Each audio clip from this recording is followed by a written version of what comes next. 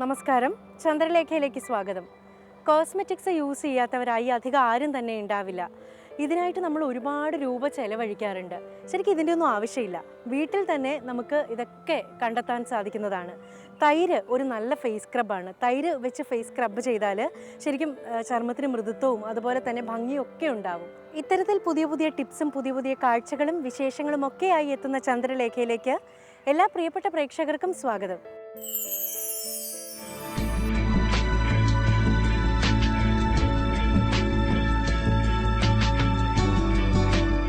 Bracelet ready ആയിട്ടുണ്ട്. അപ്പോൾ ഇതുപോലെ തന്നെ പാദസരവും മാലയും എല്ലാം ഉണ്ടാക്കാം. ഇപ്പോൾ ഒരു ഡ്രൈ സ്കിൻ ആകുമ്പം നമുക്കത് വരണ്ടിരിക്കും. സ്കിൻ ഒത്തിരി വരണ്ടിരിക്കും. എത്ര ക്രീം ഇട്ടാലും നമുക്കത് അബ്സോർപ്ഷൻ കുറവായിരിക്കും. അപ്പോൾ നമ്മൾ ഇച്ചിരി കൂടെ റിച്ച് ഫുഡ്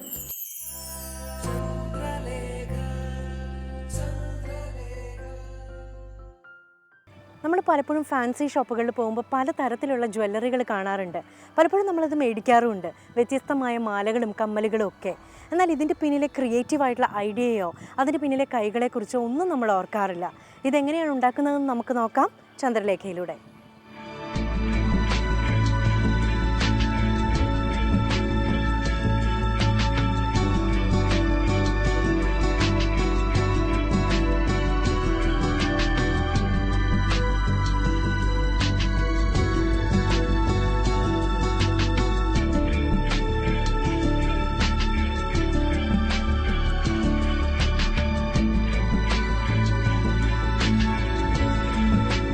നമസ്കാരം, എൻ്റെ പേര് ഗോൾഡിൻ. ഞാൻ ഇന്ന് നിങ്ങളെ കാണിച്ചു തരുന്നത് ജ്വല്ലറി മേക്കിങ്ങിലെ ബ്രേസ്ലെറ്റ് ആണ്. അതിന് വേണ്ട ആവശ്യമായ സാധനങ്ങൾ എന്ന് പറഞ്ഞാൽ ഇത്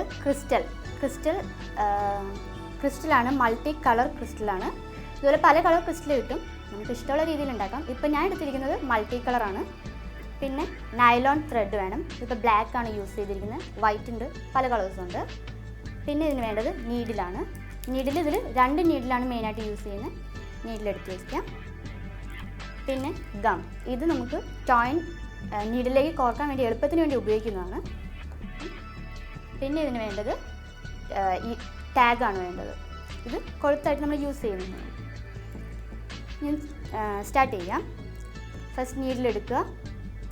ഇതിൽ ത്രെഡ് കോർക്കണം. ഈ ത്രെഡിൽ നമ്മൾ കുറച്ച് ഗം യൂസ് ചെയ്യണം. ഇതിൻ്റെ അറ്റത്തായിട്ട് കുറച്ച് ഗം യൂസ് ചെയ്തിട്ട് ഒന്ന് പ്രസ് ചെയ്ത് കൊടുത്താൽ മതി. അപ്പോൾ നമുക്ക് സ്ട്രൈറ്റ് ആയിട്ട് കിട്ടും. നീഡിൽ കയറ്റാൻ എളുപ്പത്തിന് വേണ്ടിയാണ് ഇങ്ങനെ ചെയ്യുന്നത്.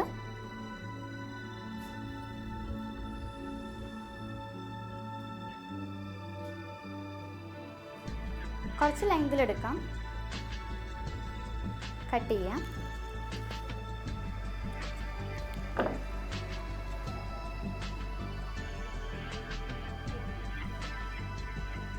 ജസ്റ്റ് ഇതൊന്ന് ചുമ്മാ സാധാരണ നമ്മൾ കടുങ്കെട്ടിടുന്ന പോലെ കടുങ്കെട്ടിടുക. ഇതേ ലെങ്തിൽ തന്നെ ഒരു നീഡിലൂടെയും ടോൺ വെക്കണം.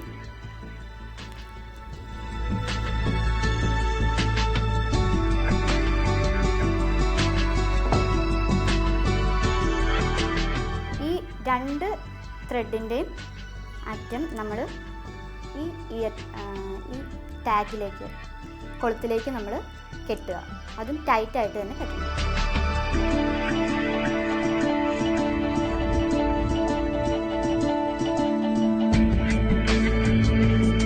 ഇതിപ്പോൾ ഞാൻ ഒറ്റൊരു കെട്ടാണ് ഇട്ടിരിക്കുന്നത്. ഇതുപോലെ ഒരു 2-3 കെട്ട് വരെ ഇടാം.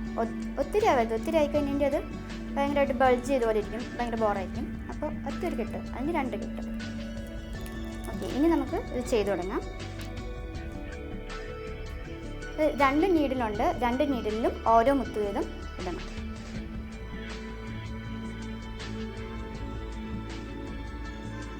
രണ്ട് നീഡിലും ഓരോന്നിട്ടു. ഇനി നമ്മൾ ചെയ്യുന്നതെന്ന് പറഞ്ഞാൽ ഒരൊറ്റ മുത്തെടുത്തിട്ട് ഇതിൻ്റെ ഹോളിലൂടെ ഈ 2 നീഡിലും ക്രോസ് ആയിട്ട്, അതായത് അങ്ങോട്ടും ഇങ്ങോട്ടും ഈ നീഡിലൂടെ കയറ്റി പകുതിയാക്കുക. ഈ നീഡിൽ നേരെ ഓപ്പോസിറ്റ് സൈഡിലൂടെ കയറ്റി ഇതിനെ നമ്മൾ വലിക്കുക. അപ്പോൾ ഇത് ഒരു ക്രോസിങ് രീതിയിലാണ് വരുന്നത്. 3, അതായത് രണ്ട് മുത്ത് ഓരോ ത്രെഡിലൂടെ ഇട്ടു, പിന്നെ ഒരെണ്ണം ക്രോസ് ചെയ്തു. ഇതുപോലെ തന്നെ നമ്മൾ ഈ മുത്തുകളെല്ലാം കോർത്തെടുക്കണം. സെയിം ഇതുപോലെ തന്നെ കണ്ടിന്യൂ ചെയ്യുക. ഓരോന്നിലൂടെ രണ്ട് മുത്തിട്ടു ഓരോ നീഡിലും. ഇനി അടുത്തത് ക്രോസ് ചെയ്യുക. തേർഡ് വൺ എപ്പോഴും ക്രോസിങ് ആയിരിക്കും.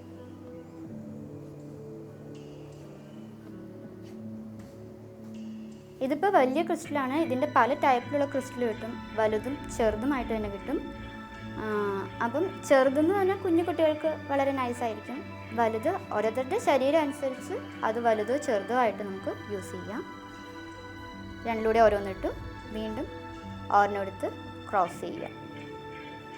ഇതേ രീതിയിൽ ഇത് എന്തുമാത്രം വലിപ്പം വേണോ അതിനനുസരിച്ച് ഇത് ലൈനിൽ കോർത്ത് കൊടുക്കുക.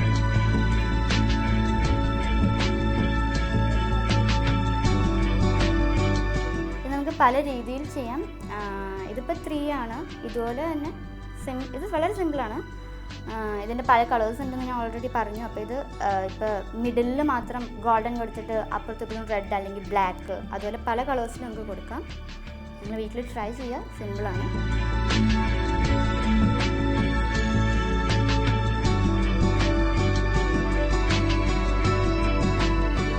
ഇതിപ്പോൾ ഇതിൽ ബ്ലാക്ക് ത്രെഡ് യൂസ് ചെയ്തത് ഇതിൽ കാണില്ല, കാരണം മൾട്ടി കളർ ആയാലും ബ്ലാക്ക് കാണില്ല. ഇതുപോലെ റെഡിൽ റെഡ് ടോൺ നമ്മുടെ ഇഷ്ടമാണ്. കാണണം എന്നുണ്ടെങ്കിൽ അത് യൂസ് ചെയ്തിട്ട് കളേഴ്സ് അതുപോലെ വരണം എന്നുണ്ടെങ്കിൽ നമുക്കത് യൂസ് ചെയ്യാം. ക്രിസ്റ്റലല്ലാതെ നമുക്ക് സാധാ മുത്തുകൾ, മൊണോലിസ അതുപോലത്തെ സാധാ മുത്തുകൾ ഏത് ബീഡ്സ് വേണമെങ്കിലും വെച്ച് നമുക്ക് ഇത് യൂസ് ചെയ്യാം. പിന്നെ ക്രിസ്റ്റൽ ഉപയോഗിക്കുമ്പോൾ ഒന്ന് ശ്രദ്ധിക്കേണ്ട കാര്യം എന്ന് പറഞ്ഞാൽ, ഉപയോഗിച്ച് കഴിഞ്ഞ ശേഷം അത് തുടച്ച് എന്തെങ്കിലും സോഫ്റ്റ് ആയിട്ടുള്ള എന്തെങ്കിലും വെച്ച് തുടച്ചിട്ട് വേണം എടുത്ത് വെക്കാൻ, അല്ലെങ്കിൽ പെട്ടെന്ന് കളർ ഇതിൻ്റെ ഫെയ്ഡാവും. ഈ ക്രോസിങ് എടുക്കുന്ന സമയത്ത് ചിലപ്പോൾ ഈ ടോയിൻ ഇതിൻ്റെ ഉള്ളിൽ കൂടെ കയറാൻ ചാൻസ് ഉണ്ട്. അങ്ങനെ വരാതെ ശ്രദ്ധിക്കണം. അങ്ങനെ വന്നു കഴിഞ്ഞിട്ടുണ്ടെങ്കിൽ പിന്നെ അത് അഴിച്ചിട്ട് ഒന്നുകൂടി ചെയ്യാന്ന് പറഞ്ഞാൽ കുറച്ച് ടഫായിരിക്കും. നമ്മൾ ആദ്യം മുതൽ കണ്ടിന്യൂ ചെയ്യേണ്ടി വരും. അതുകൊണ്ട് ശ്രദ്ധിച്ച് ചെയ്യണം. ഞങ്ങളുടെ ഫേസ്ബുക്ക് പേജിൽ ഇത് അവൈലബിൾ ആണ്. www.shobanddaughters എന്ന് പറഞ്ഞ് നോക്കിയെങ്കിൽ നിങ്ങൾക്ക് കാണാൻ പറ്റും. അതിൽ ഒത്തിരി ടൈപ്പ് കൊടുത്തിട്ടുണ്ട്. നിങ്ങൾക്കത് സെർച്ച് ചെയ്ത് നിങ്ങൾക്കത് ഓരോന്ന് നോക്കി പഠിക്കാവുന്നതാണ്. ഇപ്പോൾ നമ്മൾ വെച്ച് നോക്കാം നമ്മുടെ കൈയുടെ ലെങ്ത് ആയോ എന്ന രീതിയിൽ നമ്മൾ നോക്കുക. ഒരു കുഞ്ഞു അവയുടെ കയ്യിലാണെങ്കിൽ കുറച്ചും കൂടി ഇതിലൊരു 2-3 ലെയർ കൂടി ഇട്ടുണ്ടെങ്കിൽ കറക്റ്റ് ആവും.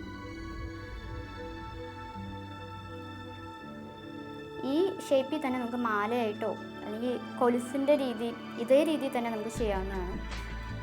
എപ്പോഴും ഉണ്ടാക്കുമ്പോൾ ബ്രേസ്ലെറ്റ് മാത്രമെന്നല്ല, നമുക്കിത് വെച്ച് പല രീതിയിൽ യൂസ് ചെയ്യാവുന്നതാണ്. ഈ മെത്തേഡാണ് ഈ ക്രോസിങ്, ഇതിന് പറയുന്നത് ക്രോസിങ് മെത്തേഡ് എന്നാണ്. ഈ മെത്തേഡ് ഉപയോഗിച്ച് തന്നെ ഒത്തിരി രീതിയിൽ ഇപ്പോൾ ഇതേ രീതിയിൽ ചെയ്ത് കഴിഞ്ഞിട്ട് വളയുടെ ഫ്രെയിമിൽ, നല്ല ലാർജ് ആയിട്ടുള്ള വളയുടെ ഫ്രെയിമിൽ ഇത് പേസ്റ്റ് ചെയ്ത് കഴിഞ്ഞിട്ടുണ്ടെങ്കിൽ വളയായിട്ട് യൂസ് ചെയ്യാം. ഇതിലിപ്പോൾ നമ്മൾ ആദ്യം ചെയ്തതെന്താണെന്ന് വെച്ചാൽ, ആദ്യം ടാഗ് എടുത്തു. ഇതിൽ നമ്മൾ ടോയിൻ, അതായത് 2 സൂചിയിലായിട്ട് ടോയിൻ എടുത്തിരുന്നു. അത് കെട്ടിട്ടു.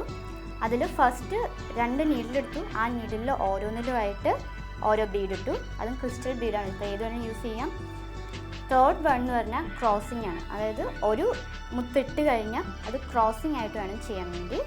അത് കെട്ടുകൂടാതെ നോക്കുക. ഇതേ രീതിയിൽ തന്നെ കണ്ടിന്യൂ ചെയ്ത് ഏകദേശം ഒരു ലൈൻ നമ്മുടെ കൈയുടെ പാകത്തിനായി വരുമ്പോൾ ഇത് അവസാനിപ്പിക്കാം. ഇതിൽ നമ്മൾ സ്റ്റാർട്ടിങ് ചെയ്തത് ഓരോ മുത്തും ഓരോ നീഡിലിട്ട്. ഇപ്പോൾ ഇതിൻ്റെ എൻഡിങ് എന്ന് പറഞ്ഞിട്ടുണ്ടെങ്കിൽ ക്രോസിങ്ങിലാണ് കിടക്കുന്നത്. അപ്പോൾ നമുക്ക് ഒരു മുത്തുകൂടി കോർത്ത് അവസാനിപ്പിക്കാം. അത്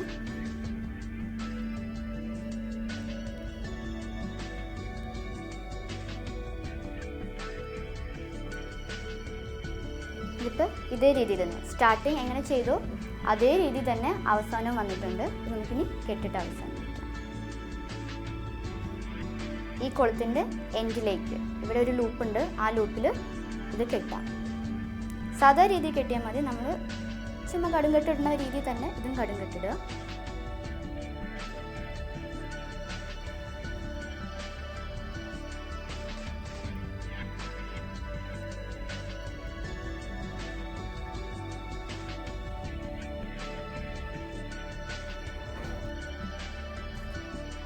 കുറച്ച് ടൈറ്റായിട്ട് ഇത് കെട്ടിടണം.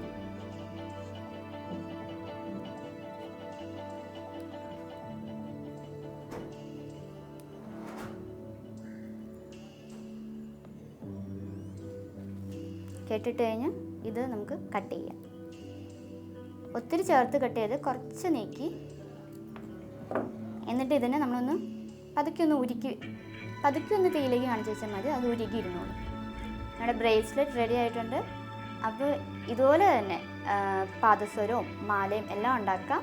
സെയിം രീതി തന്നെയാണ്, കുറച്ച് ലെങ്ത് കൂട്ടുക എന്ന് മാത്രമേ ഉള്ളൂ. വേറെ കളേഴ്സോ നമ്മുടെ ഡ്രസ്സിന് മാച്ച് ചെയ്ത് എന്ത് രീതിയിൽ വേണമെങ്കിലും ചെയ്യാം. എല്ലാവരും ട്രൈ ചെയ്യണം, വളരെ സിമ്പിളാണ്.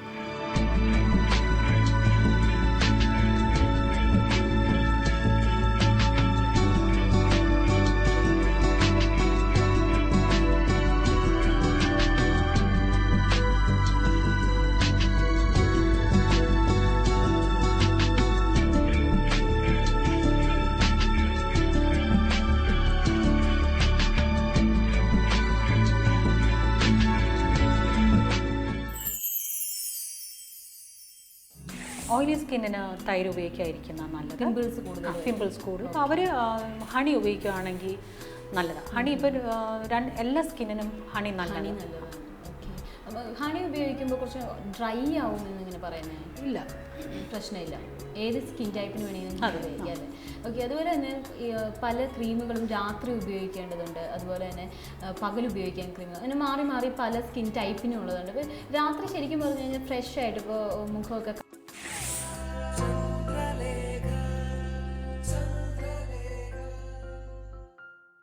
നമസ്കാരം. സൗന്ദര്യ സംരക്ഷണം അത് എത്ര പറഞ്ഞാലും എത്ര ചെയ്താലും അത് തീരില്ല അല്ലേ? അതുകൊണ്ട് തന്നെ ധാരാളം സംശയങ്ങളും നമ്മൾക്കുണ്ട്. ആ സംശയങ്ങളെല്ലാം തന്നെ ദൂരീകരിക്കാം. ഇന്ന് നമ്മൾ എന്തായാലും പറയുന്നത് വേനൽക്കാലത്തെയും അതുപോലെ തന്നെ മഴക്കാലത്തും എങ്ങനെ നമ്മുടെ ശരീരം സംരക്ഷിക്കാം എന്നുള്ളത് തന്നെയാണ്. ഒരു ഫുൾ ശരീരം, ഒരു ഫുൾ ബോഡി എങ്ങനെ നമുക്ക് ട്രീറ്റ് ചെയ്യാം നന്നായി, ഇതിനെക്കുറിച്ച് ഇന്ന് നമ്മോടൊപ്പം പറയാനായിട്ട് എത്തിയിരിക്കുന്നത് കോസ്മെറ്റോളജിസ്റ്റായ സീന സക്കറിയയാണ്. Hi ma'am. സൗന്ദര്യവർദ്ധക വസ്തുക്കൾ എനിക്ക് തോന്നുന്നു ടീനേജേഴ്സ് മാത്രമല്ല എല്ലാവരും ഇപ്പോൾ നന്നായിട്ട് യൂസ് ചെയ്യുന്നുണ്ട്. ഇതിനകത്ത് സ്പെഷ്യലായിട്ട് നമ്മൾ എന്തെല്ലാം കാര്യങ്ങൾ ശ്രദ്ധിക്കണം? ആദ്യമേ നമ്മൾ ശ്രദ്ധിക്കേണ്ടത് ഏതൊരു പ്രോഡക്റ്റിൻ്റെയും എക്സ്പയറി ഡേറ്റാണ്. മാനുഫാക്ചറിങ് ഡേറ്റും എക്സ്പയറി ഡേറ്റുമാണ് നമ്മൾ ഏറ്റവും കൂടുതൽ നമ്മൾ ശ്രദ്ധിക്കേണ്ടത്. പിന്നെ ഓരോരുത്തരുടെ സ്കിൻ ടൈപ്പ് അനുസരിച്ച് വേണം പിന്നെ ബാക്കിയുള്ളതെല്ലാം നമ്മൾ തിരഞ്ഞെടുക്കേണ്ടത്. ഏതെല്ലാം സ്കിൻ ടൈപ്പ്, അത് എങ്ങനെ നമുക്ക് മനസ്സിലാക്കാം? ഇപ്പോൾ ഓയിലി സ്കിൻ 3 തരത്തിലുള്ള സ്കിൻ ഉണ്ട്. ഓയിലിയും ഡ്രൈയും പിന്നെ കോമ്പിനേഷനും ഉണ്ട്, സെൻസിറ്റീവും ഉണ്ട്.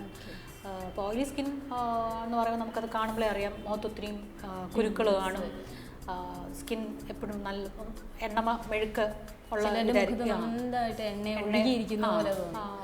അത് നമുക്ക് ശരിക്കും അത് മനസ്സിലാക്കാം. പിന്നെ ഡ്രൈ സ്കിൻ ആണെങ്കിലും നമുക്കത് മനസ്സിലാക്കാം. നല്ല ഡ്രൈ ആയിരിക്കും, അവർക്ക് കൂടുതലും റിങ്കിൾസ് ഒക്കെ വരാൻ, ചുളിവുകൾ അത് വരാൻ സാധ്യത കൂടുതലാണ്. അപ്പോൾ ഓരോ സ്കിന്നിനനുസരിച്ചുള്ള ഇപ്പോൾ കോമ്പാക്റ്റ് ആണെങ്കിലും അതനുസരിച്ചുള്ള മേക്കപ്പ് പ്രോഡക്ട്സേ നമ്മൾ മേടിക്കാവും. അത് നോക്കി നമുക്ക് അനുസരിച്ച് വാങ്ങാൻ പറ്റും. ഇപ്പോൾ എനിക്കൊന്ന് ടീനേജേഴ്സിലാവുമ്പോൾ ഇങ്ങനത്തെ ഇപ്പോൾ പിമ്പിൾസ് നമുക്ക് മനസ്സിലാക്കാൻ പറ്റും, റിങ്കിൾസ് സാധാരണ വരുന്നില്ല അവർക്ക്. അപ്പോൾ എനിക്ക് തോന്നുന്നു ഒരു ടെസ്റ്റ് നമുക്ക് എങ്ങനെയാണ് നമ്മുടെ സ്കിൻ എന്ന് അങ്ങനെ ഒരു ചെറിയൊരു ടെസ്റ്റ് നടത്താൻ പറ്റുമോ? ഇല്ല, ടെസ്റ്റ് അങ്ങനെ നടത്തേണ്ട കാര്യം നമുക്കൊരു സ്കിൻ കാണുമ്പോൾ നമുക്കിപ്പം അറിയാം. ഇപ്പോൾ ഒരു സലോണിൽ പോവുകയാണെങ്കിൽ അവർക്കത് മനസ്സിലാക്കാൻ പറ്റും. ഇപ്പോൾ ഒരു ഡ്രൈ സ്കിൻ ആകുമ്പം നമുക്കത് വരണ്ടിരിക്കും, സ്കിൻ ഒത്തിരി വരണ്ട്, എത്ര ക്രീം ഇട്ടാലും നമുക്കത് ഒരു അബ്സോർപ്ഷൻ കുറവായിരിക്കും. അപ്പോൾ നമ്മൾ ഇച്ചിരൂടെ റിച്ച് ഫുഡ്, ഇച്ചിരൂടെ ഡ്രൈ സ്കിൻ ആകുമ്പോൾ ഇച്ചിരൂടെ ഓയിലി ഫുഡ് നമുക്ക് വേണമെങ്കിൽ കൂടുതൽ കഴിക്കാം. പിന്നെ എല്ലാ ദിവസവും നമുക്ക് ഇച്ചിരി എണ്ണ തേക്കോ അല്ലെങ്കിൽ ക്രീം, പാലിൻ്റെ പാട അങ്ങനെയൊക്കെ തേക്കുവാണെങ്കിൽ അത് സ്കിന്നിന് ഇച്ചിരൂടെ നല്ലതായിരിക്കും. ഇപ്പം നോർമൽ സ്കിൻ ആകുമ്പം നമുക്ക് ഒരു പ്രോബ്ലം കാണത്തില്ല, പിമ്പിൾസും ഇല്ല, ഒന്നുമില്ല, അത് നല്ല ഇതായിട്ടിരിക്കും. ശരിക്കും ബ്ലസ്ഡ് ആണ് ഒരു നോർമൽ സ്കിൻ എന്ന് പറയുന്നത് തന്നെ.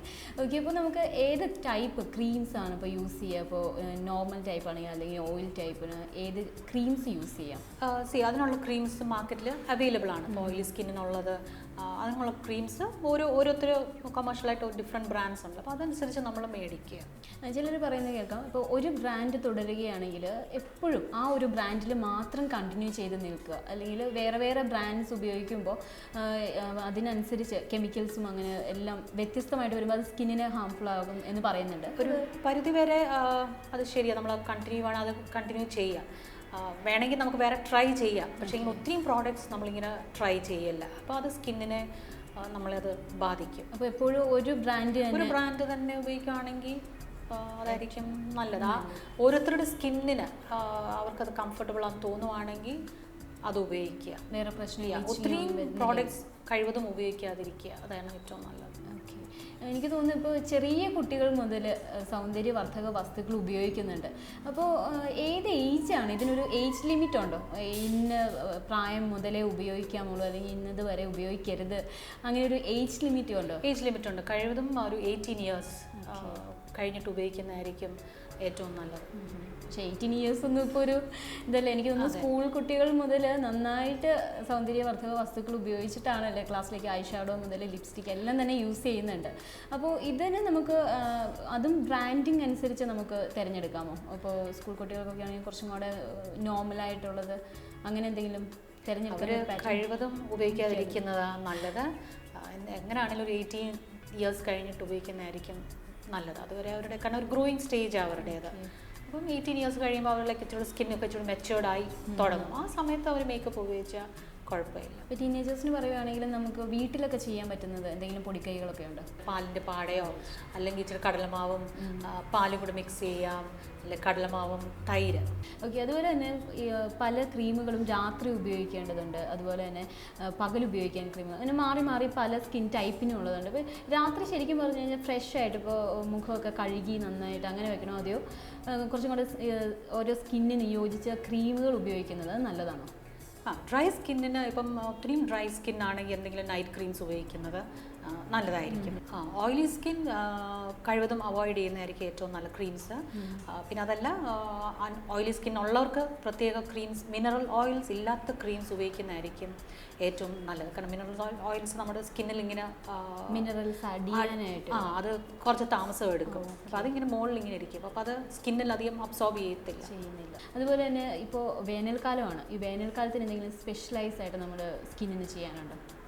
വേനൽക്കാലത്ത് സ്കിൻ എപ്പോഴും നമ്മൾ ക്ലീൻ ആക്കി വെക്കുക, അതാണ് ഏറ്റവും നല്ലത്. ഇപ്പം ഓയിലി സ്കിൻ ആണെങ്കിൽ അവർ ആസ്ട്രിഞ്ചൻ്റ് ഇട്ട് മുഖം തുടയ്ക്കുന്നതായിരിക്കും ഏറ്റവും നല്ലത്. പിന്നെ നോർമൽ ടു ഡ്രൈ സ്കിൻ ഉള്ളവർ ടോണർ ഉണ്ട്, ടോണർ ഇട്ട് മുഖം ക്ലീൻ ചെയ്യുന്നതായിരിക്കും നല്ലത്.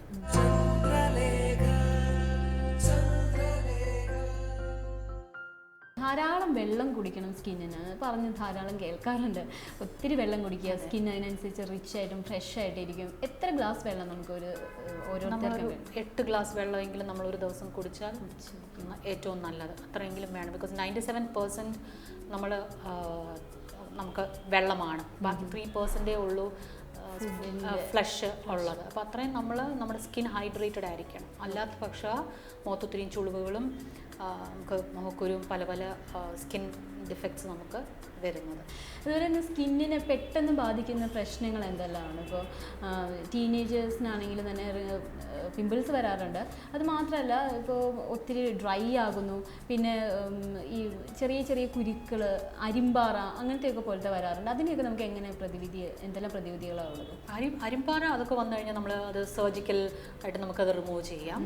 അത് നല്ലൊരു ഡെർമറ്റോളജിസ്റ്റിനെ കണ്ടു കഴിഞ്ഞാൽ അവരത് നീക്കം ചെയ്യും. പിന്നെ പറഞ്ഞ പോലെ ടീനേജേഴ്സ് അല്ലേ, അവരുടെ പ്രായം ആകുന്ന ആ ഒരു സമയം അതും അപ്പോൾ അവർ നല്ലതായിട്ട് സൂക്ഷിക്കണം. അങ്ങനെ വരും, അതൊരു നോർമൽ ഒരു കാര്യമാണ്, പേടിക്കാനൊന്നുമില്ല. പിന്നെ ഒത്തിരിയും എക്സസീവ് ആവണമെങ്കിൽ നമുക്ക് പറഞ്ഞ പോലെ ഡെർമറ്റോളജിസ്റ്റിനെ കാണാം. പിന്നെ അവരുടെ ഡയറ്റും അതെല്ലാം അവർ ശ്രദ്ധിക്കണം. അങ്ങനെയാണെങ്കിൽ ഈ പിമ്പിൾസ് ഒന്നും അങ്ങനെ വരത്തില്ല. ഈ സ്കിൻ പീലിംഗ്, അതായത് ഓരോ സ്കിൻ ടൈപ്പിനനുസരിച്ചാണ് സ്കിൻ പീലിംഗ് ചെയ്യുന്നത്? ഇല്ല, അത് പ്രോബ്ലംസ്. ഇപ്പം ചിലർക്ക് ഒത്തിരിയും ഈ കുരു വരുവാണെങ്കിൽ സ്കിൻ പീലിംഗ് ചെയ്യുന്ന എപ്പോഴും നല്ലതാണ്. ബ്ലാക്ക് ഹെഡ്സും ഒക്കെ അങ്ങനെയല്ല, റിമൂവ് ചെയ്യാനായിട്ട് നല്ലതാണ് പീലിംഗ്? ഇല്ല, കൂടുതലും പിമ്പിൾസ് ഉള്ളവർക്ക് അല്ലെങ്കിൽ ബ്ലാക്ക് മാർക്സ് ഉള്ളവർക്ക്, പിഗ്മെൻറ്റേഷൻ പ്രോബ്ലംസ് ഉള്ളവർക്ക് സ്കിൻ പീലിംഗ് ചെയ്യുന്നത് നല്ലതായിരിക്കും. ബിക്കോസ് നമ്മൾ അവരുടെ ഔട്ടർ ലെയർ, സ്കിന്നിൻ്റെ ഔട്ടർ ലെയർ നമ്മൾ മാറ്റിയെടുക്കുകയാണ്. അപ്പം പുതിയ സ്കിന്നിങ്ങിന് വരും. അപ്പം അത് നമ്മൾ ചെയ്യുന്നത് നല്ലതാണ്. അത് ചിലർക്ക് 12 സിറ്റിങ്സ് കൊണ്ട് നീക്കം നമുക്ക് നല്ലൊരു വ്യത്യാസം കാണും. ചിലർക്ക് അതിൽ കൂടുതൽ വേണ്ടി വരുമായിരിക്കും. സ്കിൻ പീലിംഗ് എപ്പോഴും നമുക്ക് സ്കിന്നിന് നല്ലതായിരിക്കും, പ്രോബ്ലമാറ്റിക് സ്കിന്നിന് നല്ലതായിരിക്കും സ്കിൻ പീലിംഗ് ചെയ്യുന്നത്. അത് സലൂൺസിൽ വന്നിട്ട് കോസ്മെറ്റോളജിസ്റ്റിൻ്റെ അടുത്ത് നിന്ന് ചെയ്യുന്നതാണോ ഏറ്റവും നല്ലത്? അതെ.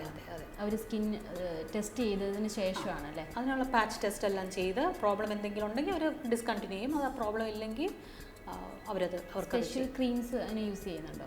ഇല്ല, അതിന് സൺസ്ക്രീൻ ക്രീംസ് മാത്രമേ ഉള്ളൂ. ബിക്കോസ് നമ്മളത് സ്കിൻ പീലിംഗ് ചെയ്ത് കഴിഞ്ഞാൽ പിന്നെ നമ്മൾ വെയിലത്ത് ഇറങ്ങില്ലെന്നാണ്. അറ്റ്ലീസ്റ്റ് ഒരു 2 ദിവസം നമ്മൾ വെയിലത്ത് ഇറങ്ങില്ല.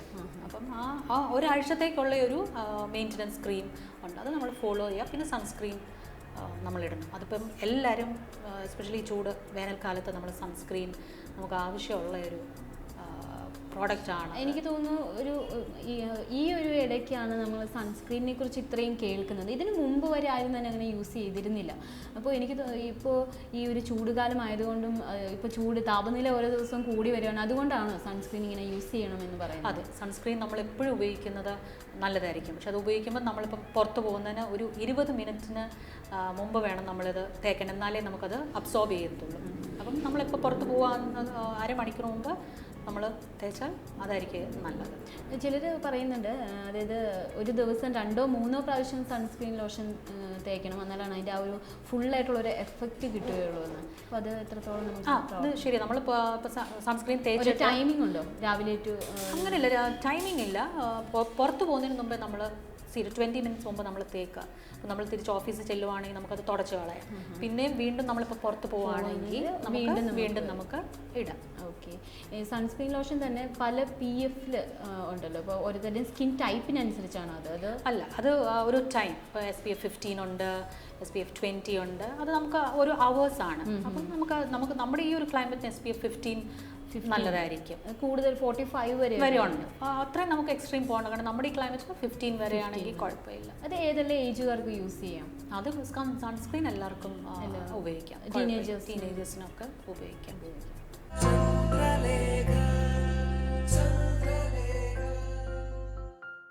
ചന്ദ്രലേഖയുടെ ഇന്നത്തെ എപ്പിസോഡ് ഇവിടെ പൂർണ്ണമാകുന്നു. നിങ്ങൾക്ക് എല്ലാവർക്കും ഇന്നത്തെ അധ്യായം ഇഷ്ടമായി എന്ന് വിശ്വസിക്കുന്നു. നിങ്ങളുടെ വിലയേറിയ അഭിപ്രായങ്ങളും നിർദ്ദേശങ്ങളും എല്ലാം ഞങ്ങളെ എഴുതി അറിയിക്കുക. വീണ്ടും മറ്റൊരു അധ്യായത്തിൽ കാണാം.